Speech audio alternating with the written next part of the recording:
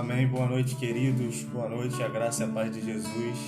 Vamos orar. A nossa irmã Heloísa vai orar para a gente começar nessa noite. Sarinha quer dar um oi antes da oração. Vem cá, Sarinha. Oi, pessoal! Oi, vai lá. Hoje ela quer brincar. Vamos orar? Deus, em nome de Jesus, somos gratos a Ti por mais um dia de vida, Senhor. Nosso coração se alegra porque o Senhor esteve conosco durante todo esse dia, nos guardando, nos protegendo, Senhor. Obrigada, Jesus, porque os nossos familiares estão bem, sabe, Senhor, estão guardados por Ti também. E nessa noite, agora, nesse momento, nós queremos orar pela nossa família, Senhor. Toma, Senhor, cada um em Tuas mãos, que o Senhor possa, Pai, transformar aquilo que há de ser transformado, modifica, entra nos nossos lares, Senhor, modifica, transforma, renova, Senhor, que haja renovação em nossos lares, que haja renovação em nossas vidas, que haja um renovo em nossos corações, Senhor. Oh Deus, nós louvamos o Teu nome e nessa noite, Pai, junto com os meus irmãos, nós queremos entoar louvores que exaltam e glorificam a Ti, ó Deus. Em nome de Jesus, seja conosco, Deus, seja conosco, Senhor. Alegra o nosso coração, firma os nossos passos e nos mantenha firmes no Senhor. Em nome de Jesus, amém, Deus. Amém. Eu te busco,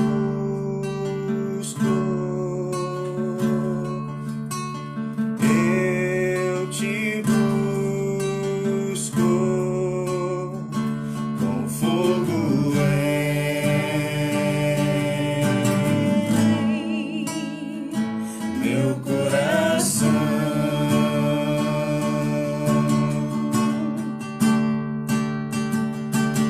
Eu te busco,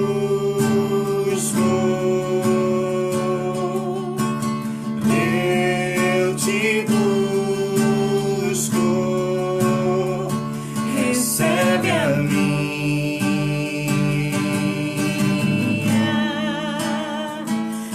adoração.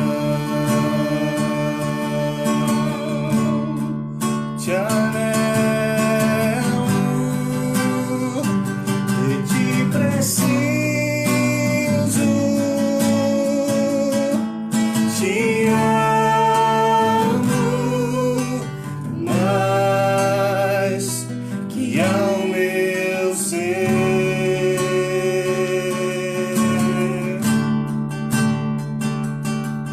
Te anelo, te necessito, te amo mais que ao meu ser.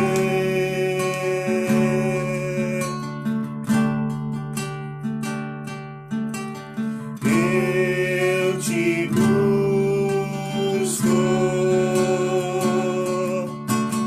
eu te busco, com fogo em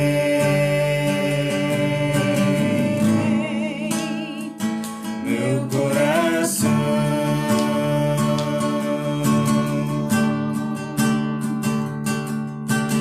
Eu te busco,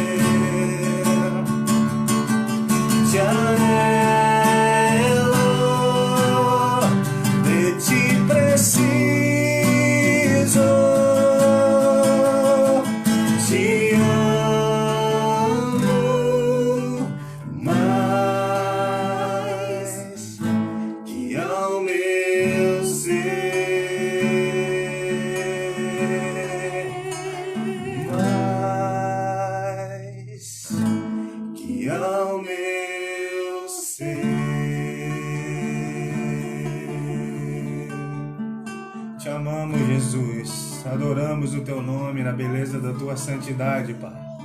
Declaramos que não há outro além de Ti, que Tu és maravilhoso, que Tu és o Rei da glória, Senhor. Aleluia, Senhor.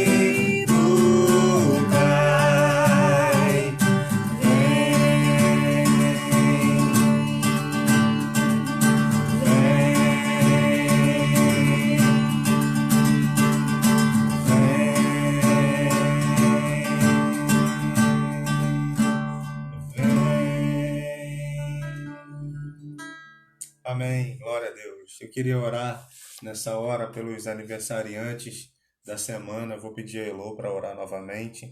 Eu anotei aqui o nome dos aniversariantes. Ontem aniversariou a nossa filha Sara, a irmã Luísia, aqui também da nossa congregação, e irmão Edmilson, irmã Elinéia, também comemoraram o aniversário de casamento. Hoje, se eu não estiver enganado, aniversário da irmã Gedalva, também da Alícia, da pequena Alícia, e aniversário do presbítero Wagner, e aniversário de casamento do irmão Valmir e irmã Marta.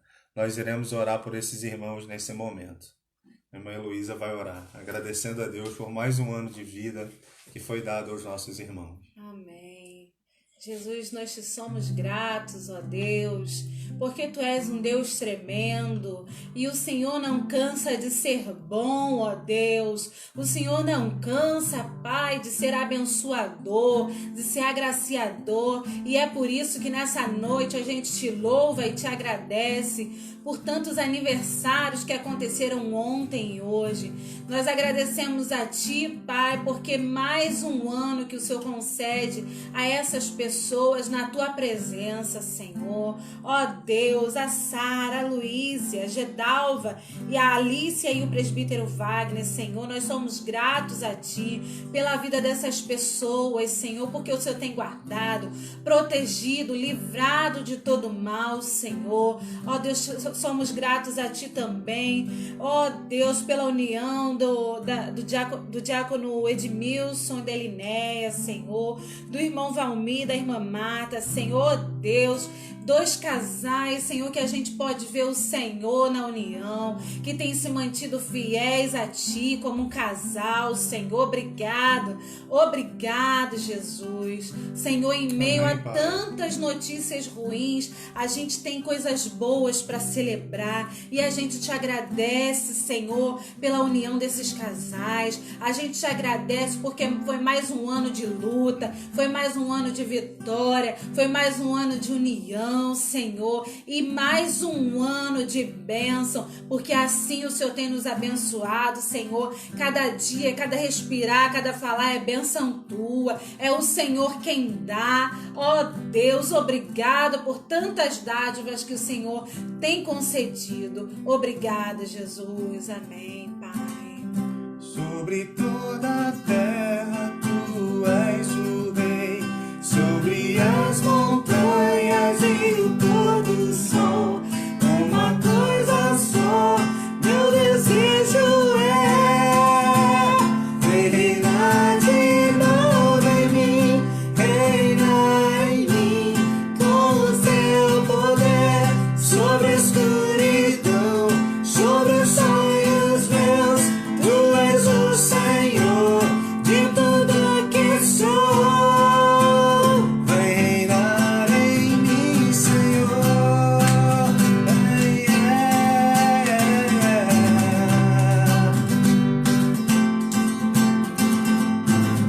Sobre o meu pensar e tudo que eu falar, faz-me refletir a beleza que há em Ti.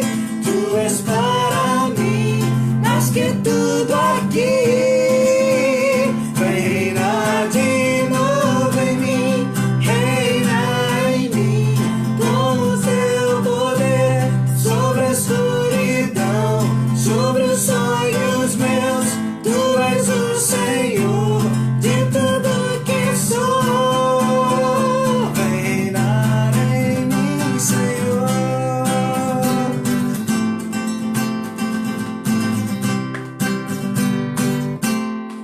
Aleluia, que o Senhor seja Rei em cada coração, em cada lar. Eu queria partilhar a palavra de Deus com você e nesse momento eu queria que você abrisse comigo a Bíblia no Salmo número 100, no versículo 5. Você pode marcar um amigo seu aí nos comentários para ele depois estar visualizando essa mensagem, tá bom? Então, assim, lembrou de alguém? Poxa, essa palavra é abençoada, vou marcar fulano, porque ele precisa ouvir uma palavra. Amém? Tá Amém. bom? Beijo, gente. Amém. Então eu queria, depois desse recado aí da Elô, eu queria partilhar com você a palavra de Deus, que está lá no livro dos Salmos, no capítulo 100, versículo 5.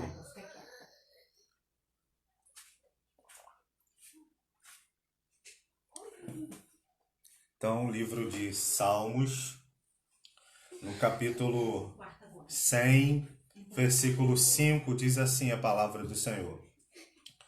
Porque o Senhor é bom, a sua misericórdia dura para sempre, e de geração em geração a sua fidelidade. Vou ler mais uma vez. Porque o Senhor é bom, a sua misericórdia dura para sempre, e de geração em geração a sua fidelidade. Senhor, nós oramos mais uma vez, somos gratos pela oportunidade de ouvir a Tua palavra, somos gratos pela oportunidade de cantar louvores ao Teu nome, somos gratos, Senhor, por tudo que o Senhor tem feito na nossa vida e pedimos agora, Senhor, que o Senhor venha trazer clareza ao nosso coração de maneira especial para que a gente entenda o que a Tua palavra tem a nos dizer. Pai, essa é a nossa oração, em nome de Jesus, amém. Esse salmo é um salmo que fala de louvor a Deus. O Salmo 100 é um salmo que nos convida a adorar a Deus e a louvar ao nosso Deus. É um salmo interessante porque ele começa dizendo: celebrem com júbilo ao Senhor todas as terras. Nos convida a celebrar a Deus, a cantar louvores a Deus, a louvar o nome do Senhor, a exaltar o nome do Senhor. Esse salmo, ele é um convite à adoração, é um convite a uma expressão de louvor a Deus. E aí, lá no versículo 5, o versículo que nós lemos, ele nos explica por que devemos louvar a Deus, por que devemos adorar a Deus, por que devemos celebrar a Deus.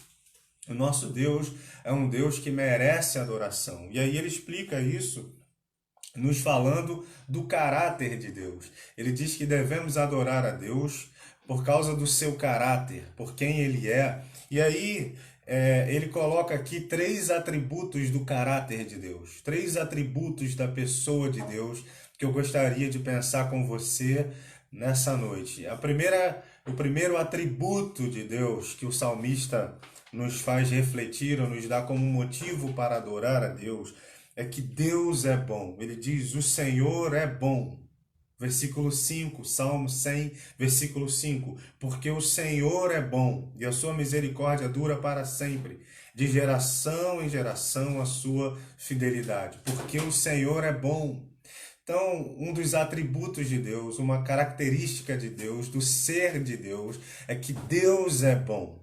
Quando a Bíblia nos diz, o salmista ele escreve dizendo que Deus é bom, a intenção do salmista ao dizer que Deus é bom é de que não há em Deus mal nenhum. Em Deus não se encontra mal.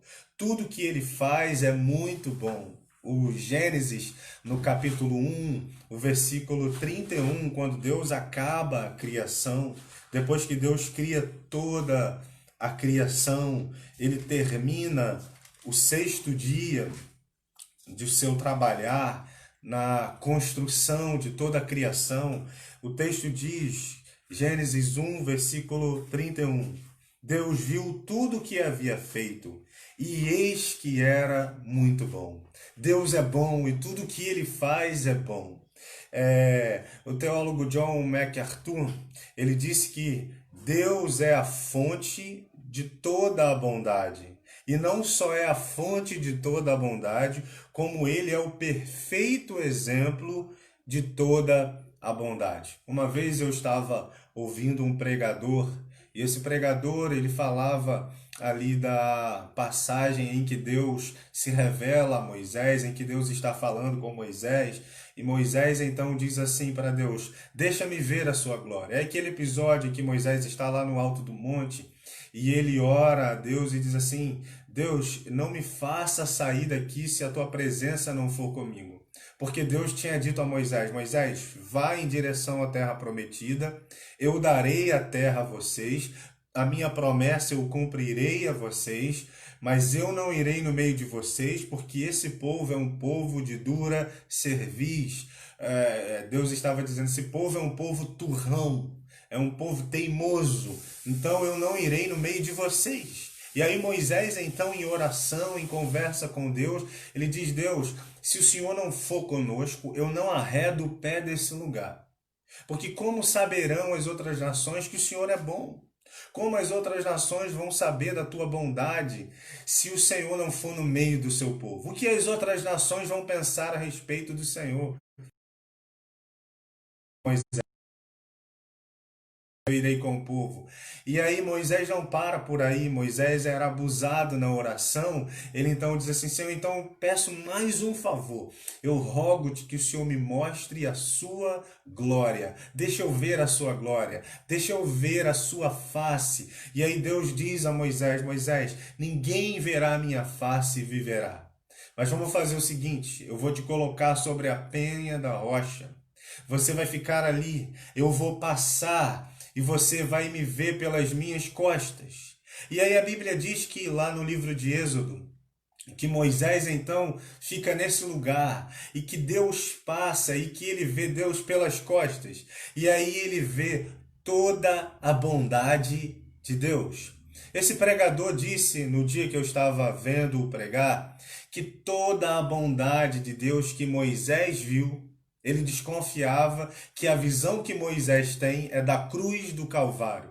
Porque é na cruz, é no sacrifício de Jesus, em nosso lugar, é no sacrifício de Jesus, pagando o preço dos nossos pecados. É ali que Deus revela toda a sua bondade. E o pregador naquele dia disse que Moisés tem uma visão da cruz. Eu não sei de que forma, eu não sei de que maneira, mas de algum jeito Moisés, bem lá atrás, bem antes de Jesus, da vinda de Jesus, ele tem um vislumbre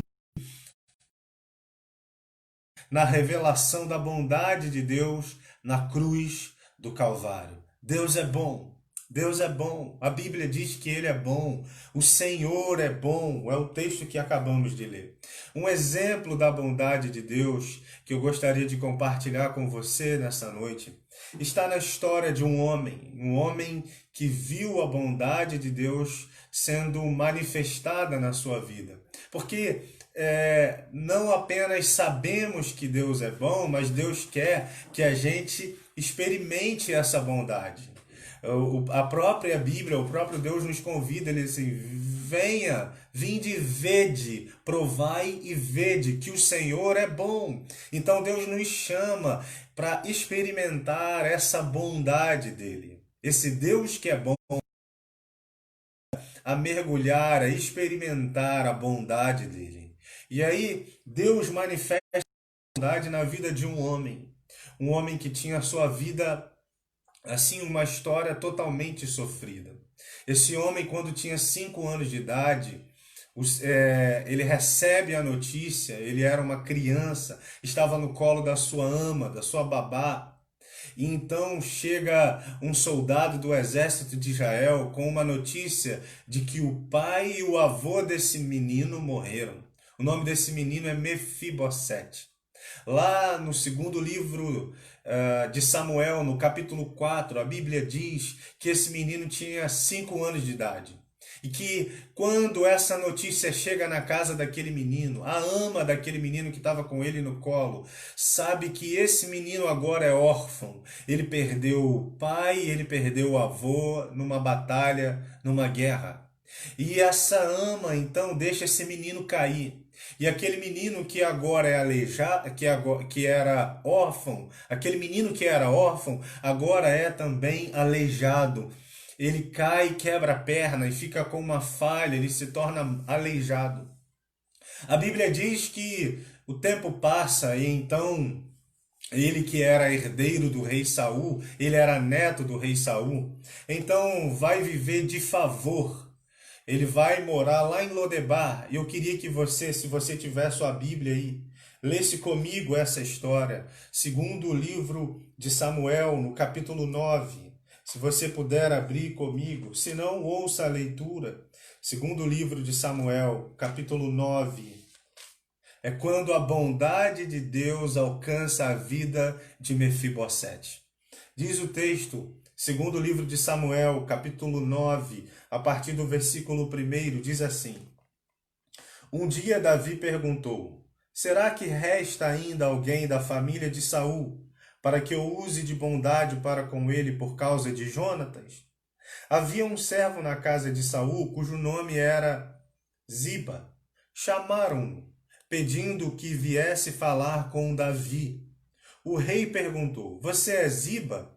Ele respondeu: Sou eu mesmo, seu servo.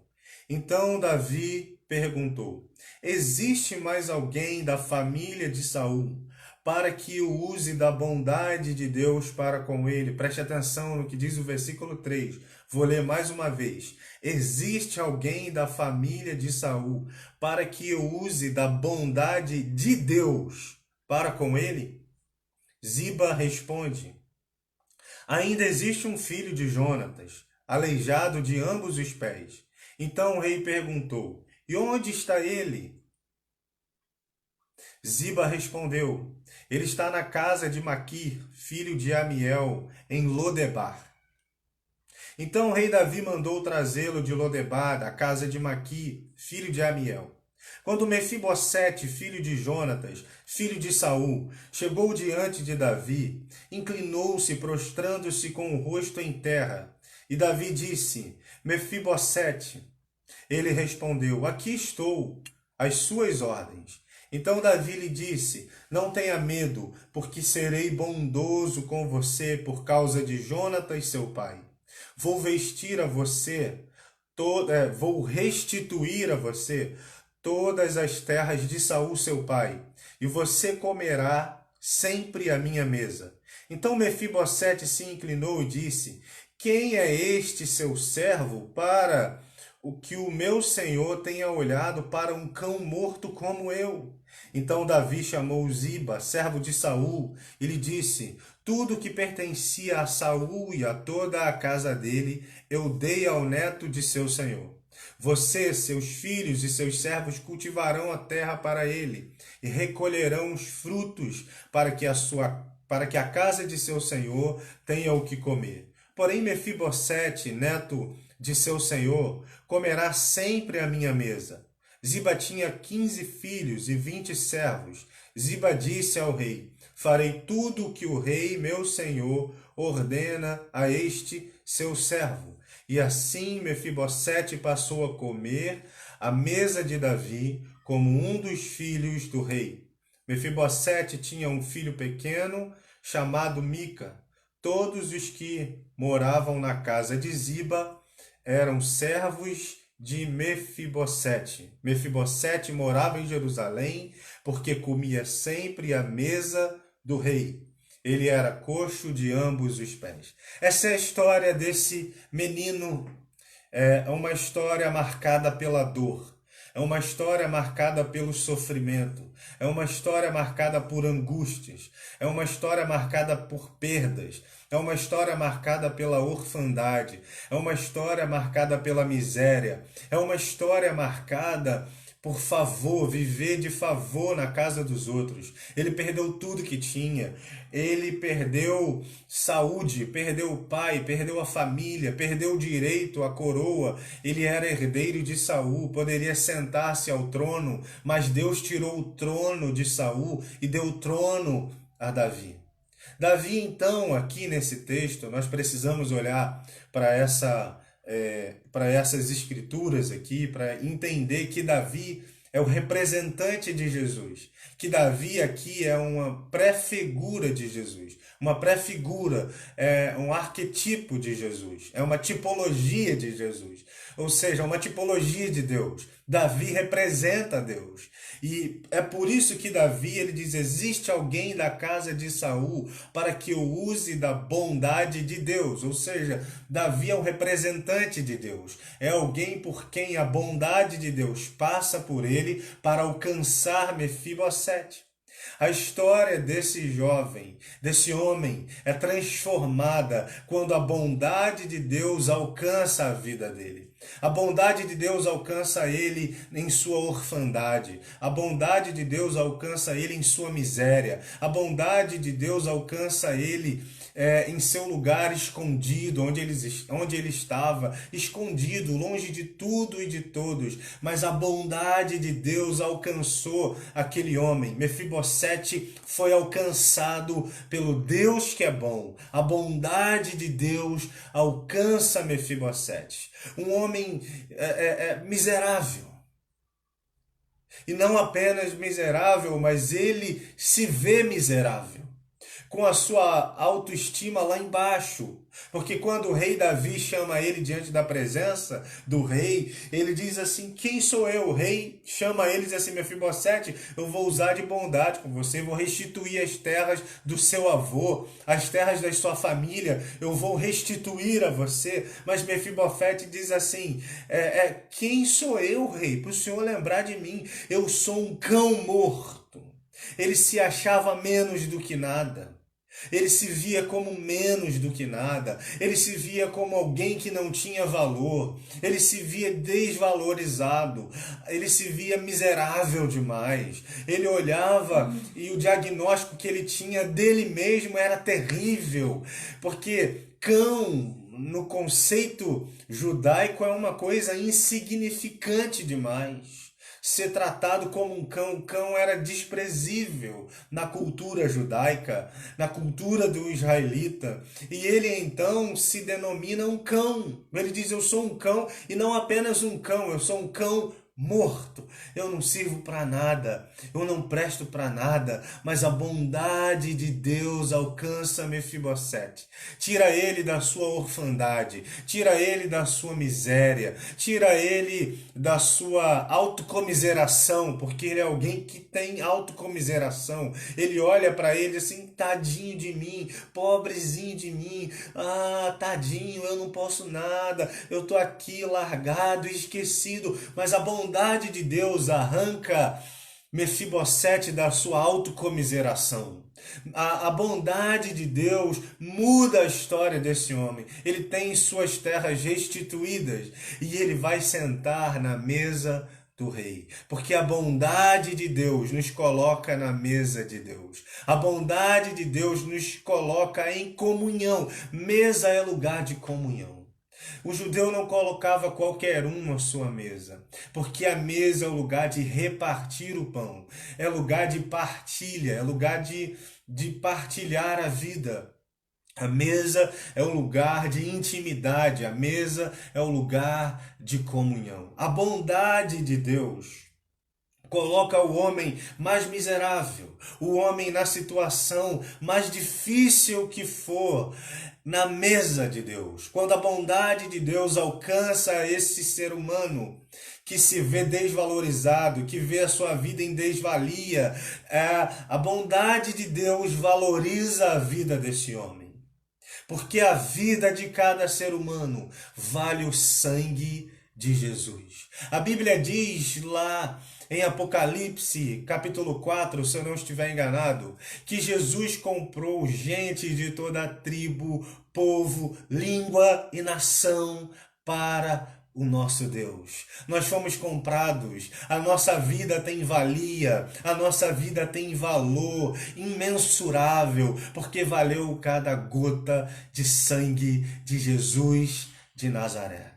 Por isso, se você nessa noite se vê assim, esquecido, se vê com autocomiseração, com pena de si mesmo, para com isso. O amor de Deus te alcança, a bondade de Deus está para você. Deus tem uma mesa, Deus te chama à mesa, Deus te chama à comunhão, ao lugar que é seu. O seu lugar é na mesa de Deus, na mesa, na comunhão com Deus e na comunhão com os santos. Você é filho e tem muitos irmãos. O seu lugar é na mesa com Deus.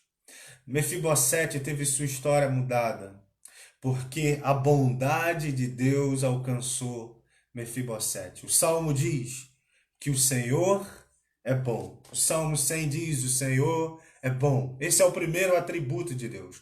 O segundo atributo de Deus que o Salmo nos fala é que a misericórdia ou o amor de Deus dura para sempre. Tem versão que diz amor, tem versão que fala misericórdia. O amor de Deus é misericordioso. Em outras palavras, o que o texto está nos ensinando é que Deus é um Deus de amor misericordioso. Um Deus que tem um amor misericordioso e que dura para sempre. Isso significa que não há nada que possa mudar o amor de Deus por você e por mim. Porque esse amor misericordioso lembra do que o profeta Jeremias diz lá em Lamentações, no livro dele de Lamentações, que as misericórdias de Deus se renovam a cada manhã e elas são a causa de não sermos consumidos. Então o amor de Deus não pode ser consumido. O amor de Deus é imutável. O amor de Deus nunca falha. O amor de Deus não muda. Deus é um Deus de amor misericordioso. O exemplo disso Jesus dá ao contar a parábola de um pai e dois filhos. Nós falamos que essa parábola é a parábola do filho pródigo, mas na verdade essa parábola não é a parábola do filho pródigo, ela é a parábola do pai amoroso. Porque o que está por detrás, a grande lição da parábola, não é a lição sobre o filho que vai embora, mas é sobre o pai que recebe o filho que vai embora. Você sabe que o filho mais novo, ele pede a herança ao pai, isso está em Lucas capítulo 15. E ele recebe sua herança e vai embora. Ele vai embora com a sua herança, gasta tudo que tem e deseja comer a comida de porcos.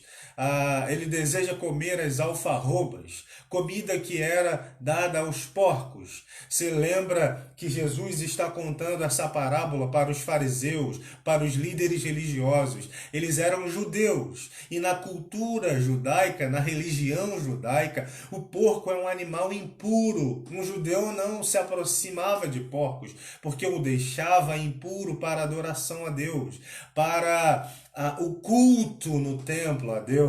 E aí Jesus conta nessa parábola que esse jovem deseja comer a comida de um animal sujo, impuro. O que Jesus está ensinando ao dizer que esse jovem deseja comer essa comida é que esse jovem chegou no fundo do poço, que ele chegou no pior lugar que ele poderia chegar. E lá naquele pior lugar que ele poderia chegar, ele toma a decisão de voltar. Ele volta com um discurso dizendo: eu vou pedir para o meu pai para ser um escravo do meu pai, porque meu pai trata os seus servos, seus escravos, com amor, com graça, com carinho, com cuidado.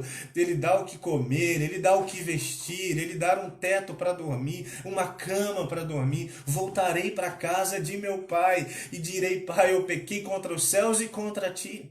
Deixa eu ser um escravo. Quando ele volta, o pai corre ao encontro dele, dá um beijo em seu rosto, um abraço, manda dar um banho naquele menino, manda pôr uma roupa nova, põe anel no dedo e sandália nos pés, porque ele está dizendo: nada aqui no meu coração mudou. Quando o pai manda colocar uma sandália nos pés, é porque aquele menino disse assim: pai, deixa eu ser um escravo. Os escravos andavam descalços. Mas o pai diz assim: não, bota uma sandália, porque você é filho. Nada mudou no meu coração. Não importa o quão sujo nós estejamos, não importa o quão distante pareçamos estar de Deus, isso não pode mudar o amor misericordioso de Deus por nós, que se renova a cada manhã, esse amor que se estende a todos nós, esse amor de Deus, o amor misericordioso. Aquele jovem experimenta esse amor. O pai o recebe de volta, celebra, faz uma festa, porque no coração de Deus nada pode mudar. Foi um dos estudos bíblicos que o irmão Gleidson estava dando, que ele falou sobre isso. Ele disse que não há nada que a gente possa fazer de errado que faça Deus mudar a disposição que há no coração de Deus. É a graça de Deus é uma disposição no coração de Deus. Não tem a ver com o que a gente faz, não tem a ver com a presciência de Deus, não tem a ver com conhecer o nosso coração. A graça de Deus não tem a ver com: eu sabia que o Lélio agia assim, então eu vou abençoar o Lélio. Não tem nada a ver com isso. Tem a ver com Deus, tem a ver com o caráter de Deus, desse Deus que tem um amor misericordioso. Portanto, se você que me assiste nessa noite ainda não entregou sua vida a esse amor, ao amor de Deus, deixa o amor de Deus inundar seu coração, deixa o amor de Deus entrar em sua vida e mudar a sua história. o Salmo diz que Ele é um Deus de amor misericordioso, Amém, Deus. que dura para sempre. Amém. Nada pode mudar esse amor. Paulo diz em Romanos capítulo 8 que nada pode nos separar do amor de Deus que está em Cristo Jesus. Ele é um Deus amoroso e misericordioso. Terceiro atributo de Deus, para a gente terminar a reflexão nessa noite. O Salmo 100, versículo 5 diz: porque o Senhor é bom, a sua misericórdia, ou o seu amor misericordioso dura para sempre, e de geração em geração a sua fidelidade. Terceiro atributo de Deus é que Deus é fiel. Deus é um Deus fiel. A sua fidelidade se estende de geração em geração. Deus é fiel em cada uma das suas promessas. O livro de Números, no capítulo 23, versículo 19, é um texto que a gente conhece, um versículo que a gente sabe decor e salteado, mas que eu gostaria de ler. O Números capítulo 23, versículo 19. Moisés nos relata essa fidelidade de Deus e ele diz assim: Deus não é homem para que minta, nem filho de homem para que mude de ideia. Será que tendo ele prometido não o fará? Ou tendo falado não o cumprirá? Deus é fiel. Em cada uma de suas promessas, Deus é fiel. Ele não é homem para mentir. Ele não vai mudar. Tiago diz que em Deus não há variação de mudanças, nem sombra de variação de mudanças. Deus não muda e não mudará. Ele é fiel em cada uma de suas promessas. E o exemplo disso é a história de Abraão.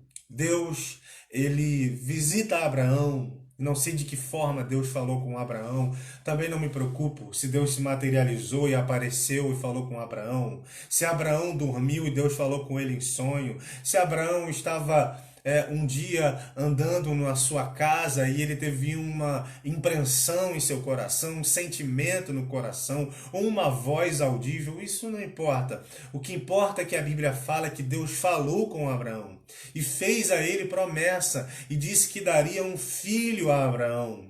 Só que Abraão já era avançado em idade, sua mulher também, e sua mulher estéril. E aí essa mulher, em determinado momento, ela decide ajudar a Deus. Porque Sara e Abraão ainda não conheciam esse caráter de Deus, o atributo de Deus. Eles estavam caminhando com Deus, eles estavam aprendendo. Nós aprendemos com a palavra de Deus. Sim, aprendemos com a palavra de Deus, é verdade. Mas a palavra de Deus precisa ser praticada. E essa prática tem a ver com a nossa vivência, com a nossa experiência de vida. Como é que eu sei que Deus é fiel? Nas experiências amargas que eu passo, nas histórias de sofrimento, nas histórias de lutas, nas histórias de adversidades. É ali que eu vejo Deus manifestar a sua fidelidade, porque andar com Deus tem essa conotação de experimentar, de ser experiência, de viver com Deus, porque Deus é um Deus pessoal. Ele é um Deus pessoal. E se ele é um Deus pessoal, se ele é uma pessoa, ele é um Deus que se revela, se revelou na pessoa de Jesus de Nazaré, então eu preciso ter uma vivência com ele. Eu preciso ter experiências com ele. Então Abraão e Sara estão aprendendo do caráter de Deus. Eles estão andando com Deus. Eles estão obedecendo. Deus mandou eles sair da terra deles e ir para uma terra que mostraria. Eles estão indo, eles estão perambulando pelo meio do deserto. Estão indo em direção à terra que Deus prometeu. Mas chegou um momento em que Sara duvidou, em que ela disse assim: olha, Abraão, acho que não vai dar muito certo esse negócio. Deus fez uma promessa para você. Eu estou achando que essa promessa é para você. Então toma aqui minha serva Agar, deita com ela, tenha um filho com ela. E Abraão assim o fez. Mas mesmo eles descrendo, mesmo eles vacilando na fé, mesmo eles tentando ajudar a Deus, fazer aquilo que Deus não pediu para eles fazerem, Deus foi fiel. E Deus então curou o ventre da Sara, e você vê isso em Gênesis capítulo 21, a partir do versículo 1, que Deus visita a Sara, abençoa a Sara, cura o ventre dela, e ela então gera Isaque. Deus é fiel em cada uma de suas promessas. Mas, muito mais do que ser fiel a promessas, Deus é fiel em seu amor para conosco. E é interessante que o salmista, no Salmo 100, versículo 5, ele diz o seguinte, que a fidelidade dele é de geração em geração. Deus foi fiel a Abraão, depois Deus foi fiel a Isaque, Deus foi fiel a Jacó, Deus foi fiel a José, a Moisés, a Davi. Deus foi fiel, Deus foi cuidando dessa nação que nasceu do ventre de Sara, dessa nação que saiu descendência de Abraão. Deus foi fiel em cuidar de cada um deles. E se sua vida está sujeita a Deus, se você já se entregou a Deus, se você já teve uma experiência de conversão, uma experiência de entregar a vida a Jesus, se você disse que Jesus, aqui está a minha vida, cuida dela, Ele está cuidando de você, então eu quero dizer para você que você vai experimentar da fidelidade de Deus, da bondade de Deus, do amor misericordioso de Deus e da fidelidade de Deus. E eu queria deixar essa palavra para você saber o seguinte: o que esperar depois da pandemia? Pastor, o que eu posso esperar quando a pandemia passar? Isso tem sido uma das minhas preocupações. Eu não sou uma pessoa muito de preocupações mirabolantes, de respostas teológicas para temas assim mirabolantes, não. Mas durante o dia de hoje eu fiquei pensando nisso. O que eu posso esperar de Deus depois que a pandemia passar? Sabe o que você pode esperar? Se você já entregou sua vida a Jesus, você pode experimentar a bondade de Deus. Você pode experimentar o amor misericordioso de Deus e você pode experimentar a fidelidade de Deus sobre a sua vida. E não só sobre você, porque se você for fiel em andar com Deus, Deus será fiel a você e aos seus filhos, aos seus netos, seus bisnetos, seus tataranetos.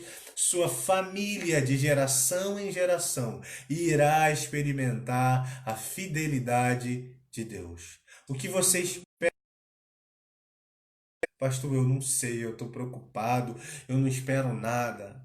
Espere a bondade de Deus. Espere o amor misericordioso de Deus. Espere a fidelidade de Deus se manifestar sobre a sua vida. Que Deus abençoe sua vida nessa noite. Eu queria orar por você, que talvez esteja sem esperança, que esteja sem perspectiva para o futuro. O que eu posso esperar de Deus? Você entregou sua vida a Jesus? Porque para você experimentar tudo isso, você precisa entregar o controle da sua vida a Jesus. Você precisa falar: Jesus, minha vida está aqui, eu entrego, conduz ela. E aí, quando Ele conduz nossa vida, nós podemos experimentar sua bondade, seu amor misericordioso e sua fidelidade. Vamos orar. Pai bendito, somos gratos por essa noite, por esse culto, pelos louvores que pudemos cantar. Somos gratos, Senhor, por cada pessoa que esteve aqui nessa live acompanhando, ouvindo os louvores, ouvindo a palavra. Quero orar por aqueles que talvez não tenham esperança, estejam sem perspectiva para o pós-pandemia. Talvez esteja olhando para o futuro e pensando: olha, não há esperança, eu não sei o que vai acontecer com a minha vida, eu não sei, eu não espero nada, eu não aguardo nada. Senhor, eu oro para que eles possam experimentar a tua bondade, o teu amor misericordioso e a tua fidelidade.